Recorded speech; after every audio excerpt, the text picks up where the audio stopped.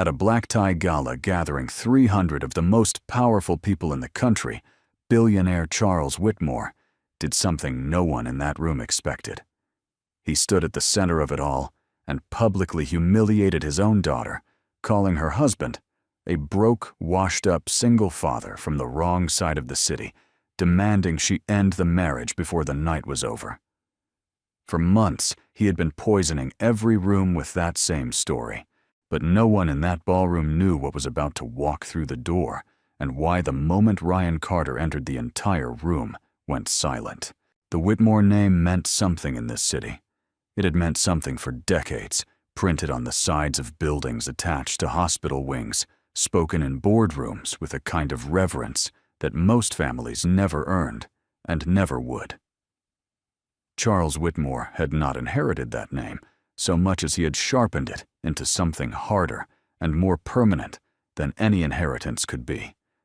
He had built his fortune from a company his father left half-finished, turned it into an empire that touched real estate technology and private equity across 4 continents, and made sure that everyone who mattered knew exactly where the Whitmore family stood. Not above the law, above the conversation. Eleanor had grown up inside that name, the way a person grows up inside a house, aware of its walls, aware of what it kept out and what it demanded in return. She had attended the right schools, worn the right things to the right events, smiled beside her father at galas, exactly like this one.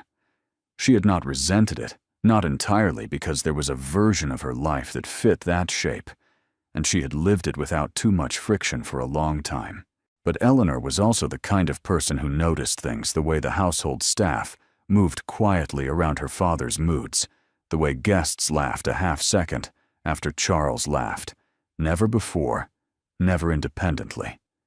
She noticed the machinery of it, and somewhere in her mid-20s, she had started to want something that didn't run on that engine. Ryan Carter was not what her father would have chosen. That was clear from the first conversation from the first dinner, where Charles sat across from Ryan and asked him questions the way a prosecutor asks questions, not to learn, but to confirm what he already believed. Ryan had answered everything plainly. He didn't perform confidence, and he didn't shrink either. He just answered, and that plainness seemed to irritate Charles more than arrogance would have. Arrogance Charles understood. He spoke that language fluently, but a man who didn't need to impress him, that was something Charles had no framework for. Ryan had come from the kind of neighborhood that Charles referenced only in speeches about opportunity and hard work, always from a safe rhetorical distance. He had worked since he was a teenager, had built a stable life through years of unglamorous effort, and had gone through a marriage that didn't survive, and came out the other side quieter and more deliberate than he'd been before. He wasn't carrying bitterness about it. He had simply learned things the hard way and kept moving. Eleanor had recognized that quality in him before she could name it a kind of settled honesty that didn't require an audience. They had met at a friend's dinner party, the kind of low-key evening that didn't make it into any social column, and Eleanor had spent most of it talking to Ryan in a corner of the kitchen while the rest of the party moved around them. He had asked her what she actually wanted to do with her life, not what the Whitmore Foundation was funding next, not what she thought about the new development on the East Side. What she wanted. She remembered being briefly thrown by the question, not because it was difficult, but because so few people in her circle had ever asked it without immediately following it up with a suggestion. Ryan had just waited for her answer. She had liked that. She had kept liking it, and eventually that liking had become something she wasn't willing to let go of. Charles had made his disapproval known early and had never walked it back. He called Ryan a poor choice, then a poor investment, then simply poor the last one delivered once in a private conversation, and once more casually over drinks with colleagues, as if it were a financial assessment rather than a judgment about a person. Eleanor had heard about the second instance through a mutual acquaintance. She had confronted her father about it. Charles had not apologized. He had told her she was being sensitive, that he was simply being realistic, that a man like Ryan Carter would never understand the weight of what the Whitmore name carried, or what it required. Eleanor had said very little in response. She had learned by that point that arguing with her father in the early stages of one of his positions was pointless. He needed time to exhaust the position before he could hear anything else, but he had not exhausted it. Over the months that followed, the position had only calcified. Charles had told the story of Ryan's past in enough rooms and enough variations that it had taken on the smooth, rehearsed quality of a prepared remark. He knew which details landed the failed marriage, the working-class background, the absence of any meaningful professional prestige. He deployed them efficiently, always framed as concern, always wrapped in the language of a father who only wanted the best for his daughter. Eleanor heard versions of it secondhand from people who had no idea she was listening. She stopped correcting them after a while. She waited. The annual gala was Charles Whitmore's event in every sense.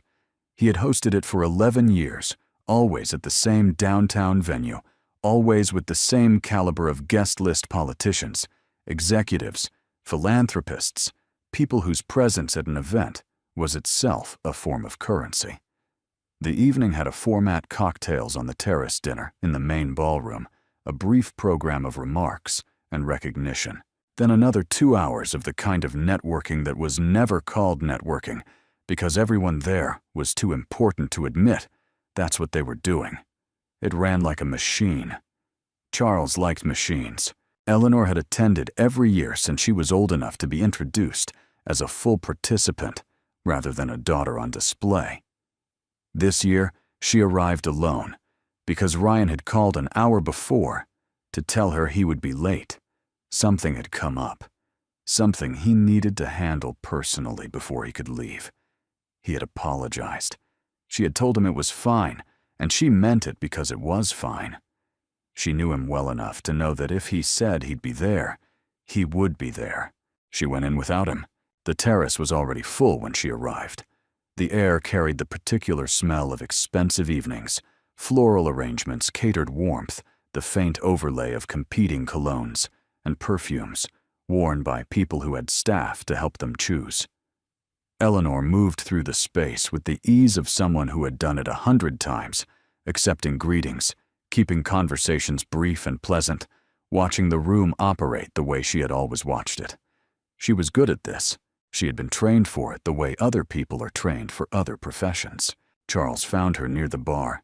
He was already in full form, animated, expansive, working the room with the practiced fluency of a man who genuinely enjoyed this kind of performance.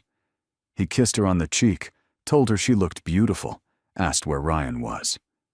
Eleanor told him Ryan was running late. Something shifted in Charles's expression, not dramatically, but Eleanor caught it. She had been catching that shift her whole life. It was the expression her father made when something gave him an opening he had been waiting for. He let it go for the first hour. Dinner was served, the program began, and Charles delivered his annual remarks with the warmth and authority that always landed well in this room. He thanked the guests, recognized several individuals for their contributions, spoke briefly about the coming year's initiatives. He was good at it. Eleanor watched from her seat and felt the familiar ambivalence of admiring a skill and distrusting the person wielding it.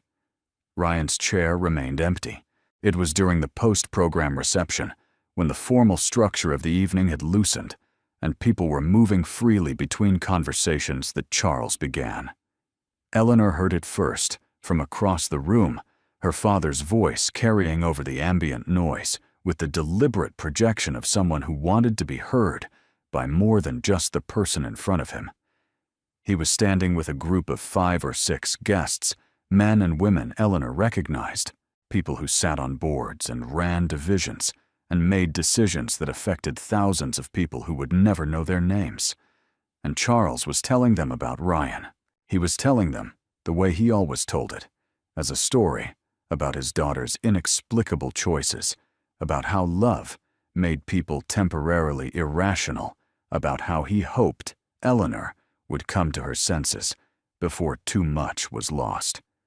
He mentioned the working-class neighborhood, the failed marriage, the absence of what he called real professional standing. He said it all with the measured tone of a concerned father, which made it worse, because the measured tone gave every word the appearance of objectivity. He wasn't ranting. He was presenting evidence. Eleanor set down her glass and walked toward the group. She didn't move quickly. She moved the way she always moved in rooms like this, deliberately without urgency, because urgency in these spaces reads as weakness. She reached the edge of the group and waited long enough for several people to register her presence before she spoke.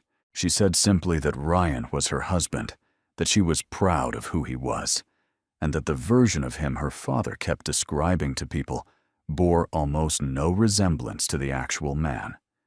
She said it without raising her voice, without breaking eye contact with Charles, without offering the group any of the apologetic softness that might have let the moment pass more comfortably. She meant every word. She wanted them to know she meant it. Charles turned to look at her. The group went quiet in the specific way that groups go quiet when they sense that something real is happening, and they are uncertain whether to stay or drift away. Most of them stayed. Charles met Eleanor's gaze and held it, and she could see him recalibrating, not retreating, just choosing his next position with the speed of a man who had navigated public confrontations before. He told her that this was not the place for this conversation. Then he said that if she wanted to make choices that would define the rest of her life, she should at least make them with her eyes open. He said that a man who couldn't provide what the Whitmore family required was not a man who deserved to stand beside a Whitmore woman. He said the word deserved carefully, as if it were the most reasonable word in the language. Eleanor did not look away from him. She said that Ryan had never asked to stand beside a Whitmore. He had asked to stand beside her. She said there was a difference, and that her father had never understood it. Charles's jaw tightened. The group around them had stopped pretending to do anything else. Charles looked at his daughter, his only daughter, the one person in his life he had never been able to fully read. And then he looked at the empty chair across the room where Ryan was supposed to be sitting, and he made the decision that Eleanor had always known on some level he would eventually make. He told her that if she continued this marriage, she would lose her place in his plans. He meant the inheritance. He meant the foundation. He meant the future he had drawn out for the family in his own mind, with the same precision he applied to every asset he owned. He meant all of it, and Eleanor understood exactly what he meant, and she stood there in the middle of the room with the eyes of nearly every guest orbiting the conversation, and she looked at her father and told him that her answer was no. She was not leaving Ryan, not for this room, not for the Whitmore name, not for any version of the future her father was offering. She said it once, clearly, and then she stood still and waited to see what Charles would do next. Around them, the room continued its slow, careful orbit. Glasses lifted, conversations, murmured the machinery of the evening grinding forward, while something irreversible settled between a father and his daughter at the center of it all. Charles did not soften after Eleanor refused him. That was not how he operated. When Charles Whitmore encountered resistance, he didn't retreat. He expanded, pushing outward with more force and more certainty, until the resistance either collapsed or was absorbed into the broader argument he was making. Eleanor had watched him do it in business negotiations and family conversations alike. She had always known it was coming. What she hadn't fully calculated was how much room a ballroom full of powerful guests gave him to do it in. Within minutes of her refusal, Charles had moved away from the original group and was circulating again, not frantically, not visibly agitated, but with a focused energy that Eleanor recognized as something more deliberate than his usual Gala rhythm. He was working. He moved from cluster to cluster with the smooth efficiency of a man who understood that influence in a room like this was not about volume, but about repetition, the same story told to enough people in enough corners until it became the room's consensus reality. Eleanor watched him from across the ballroom and understood with a clarity that felt like cold water that her father was not going to let this go. Not tonight. not publicly.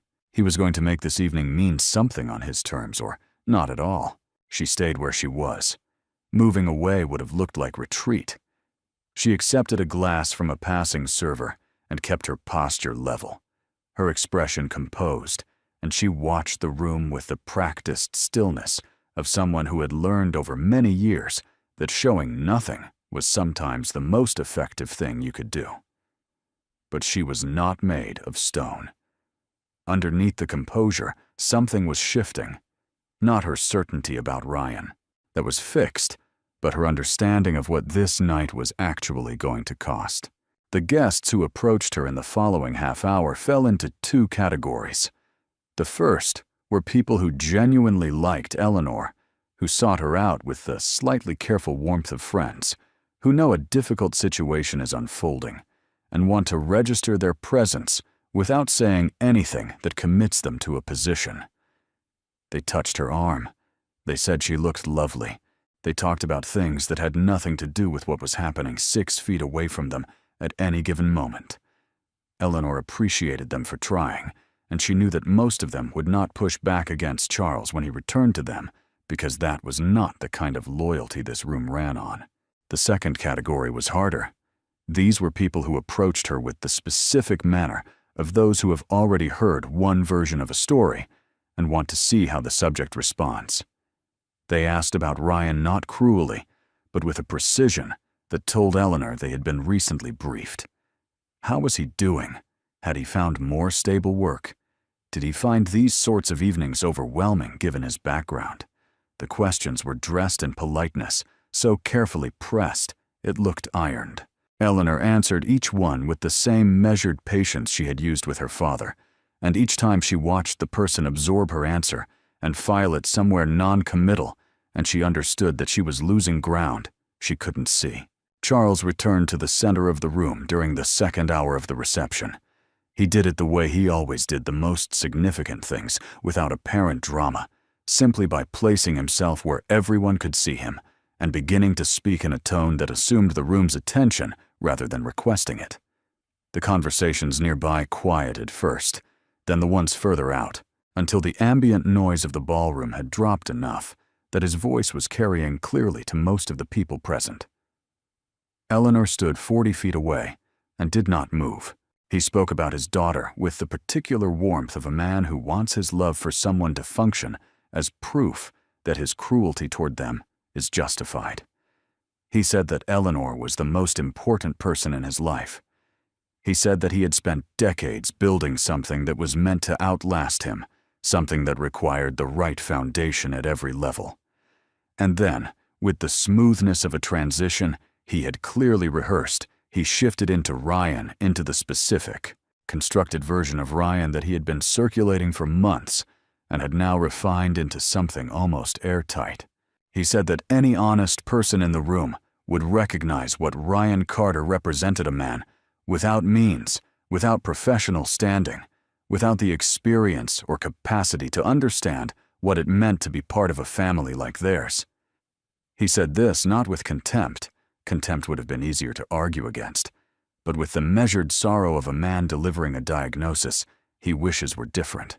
He said that Ryan had entered Eleanor's life at a moment when she was looking for something real, and that he understood the appeal of simplicity. He truly did. But that simplicity was not the same thing as strength, and mistaking one for the other was how people ended up in situations they couldn't recover from. Then he said the thing that changed the temperature of the room.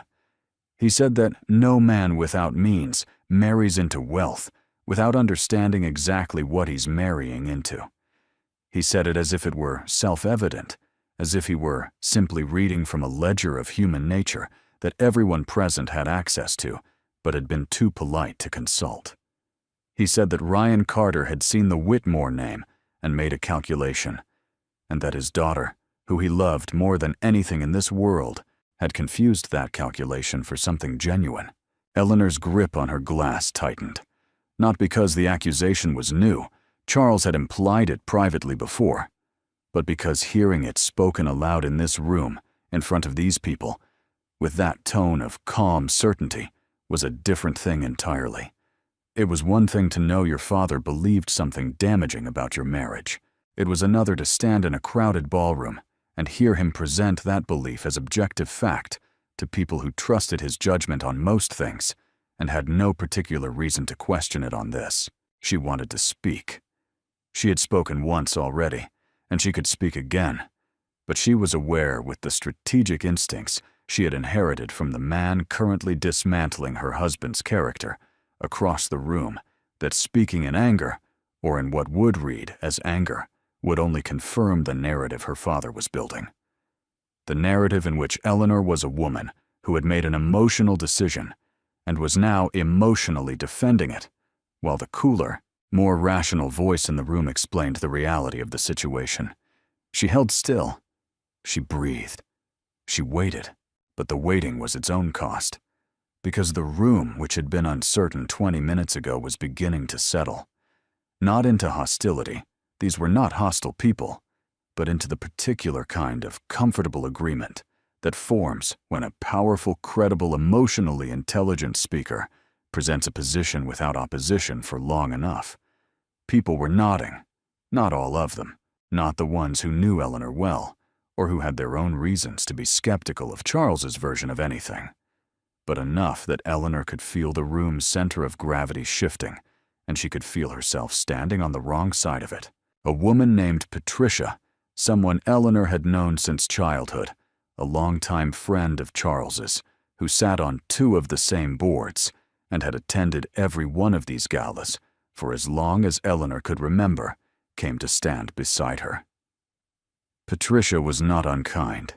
She put a hand on Eleanor's shoulder and said in a low voice that was clearly meant to be private, but wasn't quite, that sometimes loving someone and choosing someone were 2 different things, and that Eleanor was young enough to course correct without it costing her everything. She said it gently. She meant it genuinely. Eleanor looked at her and felt something crack, not because the words were cruel, but because they were well-intentioned, and well-intentioned pressure from people who cared about her was infinitely harder to stand against than her father's direct opposition. She thanked Patricia and stepped away. She moved to the edge of the room near the tall windows and stood there with the city spread out below her, ordinary and indifferent, and going about its business the way cities do. What she felt in that moment was not doubt about Ryan. It was something more specific and harder to name, the particular loneliness of being surrounded by people who had known you your entire life and still could not see what you were actually standing in front of. That was what her father had accomplished tonight. Not hostility, erasure. The slow, methodical replacement of the real Ryan Carter with a version that fit more comfortably into the story Charles needed to tell. Charles had not looked at her directly in the last 15 minutes. That was intentional, too. He had delivered his verdict and was now simply letting the room absorb it, trusting the social architecture of the evening to do the rest of the work. He was talking to a group near the center of the ballroom, laughing at ease, performing the ease of a man who has resolved something that needed resolving and can now return to enjoying himself. Eleanor watched him and tried to locate, somewhere in the man, she was looking at the father who had carried her on his shoulders at the beach when she was small, who had sat on the edge of her bed when she was sick and read to her until she fell asleep. She could find him distantly. That man had existed. But this man had existed longer and was more practiced and had learned somewhere along the way to use love the way he used everything else as leverage. The announcement, when it came, was not dramatic. It didn't need to be. Charles had already done the dramatic work. What remained was administrative. He gathered himself near the center of the room, and in a voice that carried without straining, he said that there were some things a father owed the people he cared about most, and honesty was one of them. He said that, as of this evening, he was making clear that the Whitmore estate and the foundation, and all associated plans for succession, would be restructured to reflect the reality of his family as it currently stood. He did not say Eleanor's name. He didn't have to. Everyone in the room understood what he meant, and Eleanor understood it most of all. The guests nearest to her went quiet in a way that felt deliberate. The way people go quiet when they are trying to give someone privacy in a room where privacy doesn't exist. Eleanor did not cry. She looked across the ballroom at her father, and she thought about every conversation they had ever had, about what family meant, about what it was built on, about what it was supposed to withstand. She had believed until fairly recently that it could withstand this, that Charles would push hard and then eventually pull back the way he always had with her, because she was the one person he never fully wrote off. She had believed that. She was less certain of it now. The room was watching her. Not everyone, not obviously, but she could feel at the peripheral attention of hundreds of guests who had just witnessed something that would be discussed for the next several weeks in boardrooms and at dinner tables and in the kinds of low-voiced conversations that this city ran on.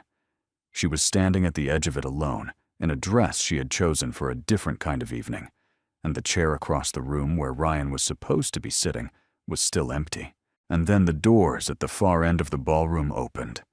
The sound of them, the particular weight and swing of the main entrance doors, the slight change in the room's air pressure reached Eleanor before she turned. But she turned, and the rest of the room turned, with her drawn by the same instinct that draws any crowd toward the point of most tension. And Ryan Carter walked in. He was not rushing. He was not performing. He moved the way he always moved, with the unhurried certainty of a man who knows where he is going and sees no reason to announce himself before he gets there. He was dressed well, not formally, but with the kind of clean simplicity that sits differently in a room full of people trying too hard. His eyes found Eleanor immediately across the full length of the ballroom, and what passed between them in that moment was not a question. He had heard. Not everything, perhaps, but enough. It was in the set of his jaw, the way he took the room in without flinching, the way his gaze moved from Eleanor to Charles and settled there with a steadiness that said he was not surprised, and he was not going anywhere. The room held its breath. Everyone who had been listening to Charles Whitmore for the past 2 hours was now looking at the man Charles Whitmore had been describing, and whatever they had expected to see, whatever image the words broke, washed up, calculated, had assembled in their minds, the man standing in the doorway was not it. Nobody moved first. That was the thing Eleanor would remember most clearly afterward, not what was said, not even Ryan's face when he walked in, but the stillness that settled over the room in the seconds between his entrance and whatever was going to happen next. The ballroom had been running on Charles Whitmore's energy all evening, absorbing his rhythm and his certainty.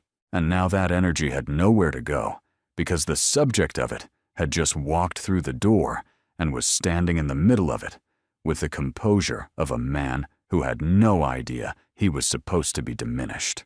Ryan crossed the ballroom toward Eleanor first. He didn't look at Charles.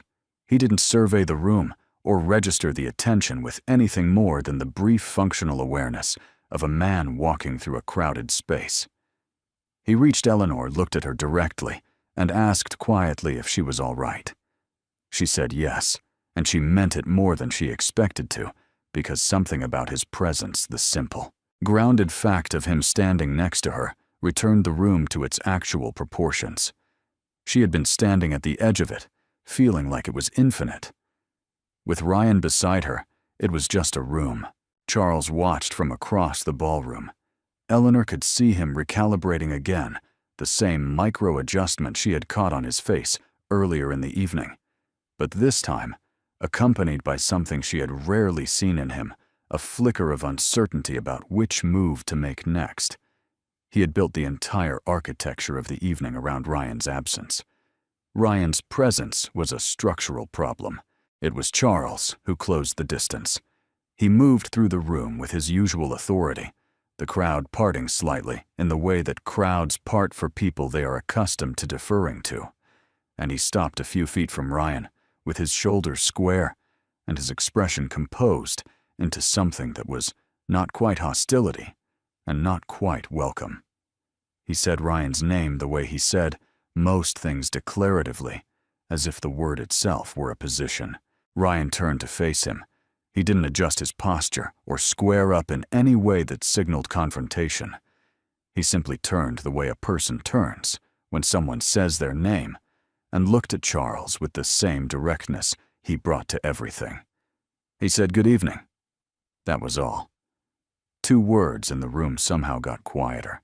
Charles said that he was glad Ryan had finally arrived, that they had been having an important conversation this evening, one that concerned Ryan directly, and that since Ryan was now present, perhaps he'd like to respond to some of the things that had been discussed.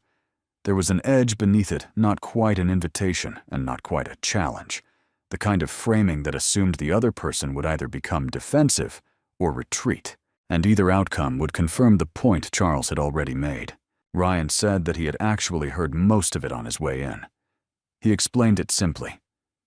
He had arrived at the venue about 20 minutes earlier than anyone in the room realized had been standing in the corridor outside the main hall while he finished a call, and the ballroom doors had been open the entire time. Voices carry in marble-floored hallways. He had heard enough to understand the shape of the evening. He said he wasn't offended. He said it without irony, just stated it as a fact, the way he stated most things. Charles said that he found that difficult to believe. He said that any man with a normal sense of pride would take exception to having his shortcomings discussed in a room full of people. He said the word, shortcomings, the way he said everything, as if it were neutral, clinical, inarguable. Ryan looked at him for a long moment before he answered. When he did, his voice was even, and what he said was not what anyone in the room was expecting. He said that Charles was right, that he had shortcomings. He said he had a long list of them, and that the people who knew him well could add to it without much effort. He said he had made serious mistakes in his life, had failed at things that mattered, had gone through a period where he was not the man he wanted to be, and had to rebuild that from the ground up with limited materials and no guarantee it would hold. He said all of this without performance, without the careful self-deprecation that functions as its own form of pride. He said it the way a person states the address of a house they used to live in as information, not confession. The room had gone fully silent. Not the polite quiet of a program segment, but the specific silence of people who came expecting theater and got something they didn't have a ready category for. Charles had not moved. His expression had not changed dramatically, but Eleanor, who had been reading that face her entire life, could see something shifting underneath it, a small, involuntary loosening around the jaw that meant he had not anticipated this particular response and did not yet have a counter prepared. Ryan continued. He said that the one thing he would push back on was the question of why he had married Eleanor. He said he understood why Charles had landed there, that it was the logical conclusion of a certain way of looking at the situation, a man with no money, no name, no obvious advantage, marrying a woman who had all 3. He said he understood the math of it, and he understood why a man who had built everything he had through precise calculation would assume everyone else was doing the same calculation. But he said that conclusion was wrong, and that he could say that with certainty because he had been the one sitting across from Eleanor at a kitchen table at 11 o'clock at night when she was exhausted and not performing anything for anyone, and he had known then, without ambiguity, that what he felt had nothing to do with what she came from. He said he would have married her if her last name meant nothing. He said that was not a romantic claim, it was just the truth, and he had no reason to dress it up. Charles started to speak. Eleanor could see him assembling a response, the practiced, efficient way he constructed arguments, in real time, pulling from a stockpile of observations and conclusions he had been building for months. But before he could deliver it, a man named Douglas stepped forward from the edge of the nearest group. Douglas was in his mid-50s, solidly built, with the kind of face that had been weathered by years of outdoor work before he transitioned into property development. He had known Ryan for close to a decade, had done business in the same neighborhoods where Ryan had grown up, and had crossed paths with him often enough over the years to know him as more than an acquaintance. He had never been particularly close with Charles. Douglas said in a voice that didn't apologize for interrupting that he wanted to say something. He said that he had been listening all evening to a description of Ryan Carter that he genuinely did not recognize, and that since he was apparently one of the few people in the room who had known Ryan outside the context of this family, he felt it was relevant to offer a different account. He said that 3 years ago, when Douglas's contracting business was going through a rough stretch and he had to let 2 of his longest-standing employees go, Ryan had spent 4 weekends helping both of them rework their resumes and prepare for interviews, not because anyone asked him to, and not because it benefited him in any visible way, but because that was apparently what Ryan Carter did when people around him needed something he could provide. Douglas said he had never told anyone that story before because Ryan had specifically asked him not to, and he was only telling it now because he was tired of sitting quietly while an inaccurate portrait of a decent man circulated in a room full of people who deserved the accurate one. The group nearest Douglas had gone very still. Charles turned to look at him with an expression that Eleanor read as genuine surprise, not offense, not dismissal, but the particular surprise of a man confronting information that doesn't fit the model he has been working from. It was not a common expression on her father's face. She had seen it perhaps twice before in her entire life. A woman named Sandra spoke next. She had spent 15 years in commercial real estate, had built her own firm from the ground up, and had met Ryan 2 years earlier at a professional development seminar where they had ended up at the same table for 2 days of sessions. She was not someone who spoke impulsively in rooms like this. Eleanor could see that in the deliberate way she stepped forward and the careful way she chose her words. Sandra said that when her firm's junior staff had needed someone to come in informally and talk about navigating career setbacks, Ryan had driven 40 minutes across the city on a weeknight and stayed 2 hours past what anyone had expected. She had never asked him to do it again because she could see it cost him time he didn't have, but he had offered. She said she was mentioning it not to make a case, but to add to the record, because the record being constructed in this room tonight was incomplete. The room absorbed both of these accounts without rushing to respond. Nobody filled the silence with commentary or qualification. Charles was standing in the middle of the ballroom, and Eleanor watched him experience something she had not seen him experience publicly before, the specific discomfort of a man who has stated a conclusion with total authority and is now being shown item by item that his evidence was assembled incorrectly. It was not humiliation, not yet. It was something more interior than that, the quiet vertigo of a fixed belief beginning to tilt on its axis. Eleanor spoke then. She had not planned what she was going to say, but the words came clearly the way things come when you have been holding them for long enough that they have found their own shape. She told her father that she had never needed him to love Ryan the way she loved Ryan. She said she understood that Charles measured people by a different scale, that the scale had worked for him and had produced real things: the company, the name, the room full of people who trusted his judgment. She said she wasn't arguing against the scale itself. She was saying that Ryan didn't fit the scale, and the scale not registering him did not mean he wasn't there. She said that what she had found in Ryan was something she had grown up in this family, never seeing a person who showed up without an agenda, who was honest without using honesty as a weapon, who had been through genuine difficulty and come out of it without bitterness or entitlement. She said she would rather have that than anything the Whitmore name could attach to it, and she wanted her father to understand that this was not a young woman's impulsive claim. It was a considered position. It was what she had chosen and what she would continue to choose. Charles did not respond immediately.